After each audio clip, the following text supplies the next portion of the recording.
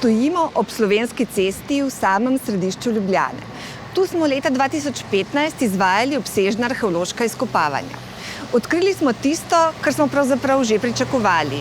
Veliko rimsko cesto, ki je peljala iz Emone proti Ptuju, Rimski Petoviji in naprej na Limes. In okoli ceste severno grobišče mesta Emone. Tisto, kar pa nas je presenetilo, je bil eden izmed grobov na tem grobišču, tako imenovani grob zdravnice. Gre za žgan grob, žgane kosti so bile postavljene v žaro in pridatki, ki so bili v njem, ga datirajo v drugo polovico 1. stoletja. Ti pridatki so komplet pivskih posod, 2 kozarca in 2 steklenici ter novec za popotnico pokojniku. Tisto, kar nas je presenetilo, je komplet zdravniškega oziroma kirurškega orodja. Gre za 2 skalpela, 2 kavlja in ploščico, na kateri so trli zdravila. Predmeti, ki so bili najdeni v kamniti skrinji, so bili zatečeni v mokrem stanju, kar je seveda pogojevalo sam način konzervatorsko-restauratorskega posega.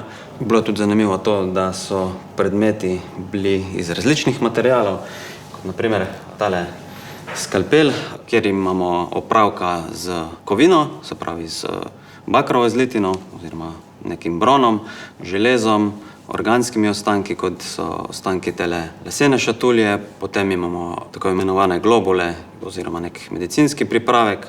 Drug del skalpela je iz železa.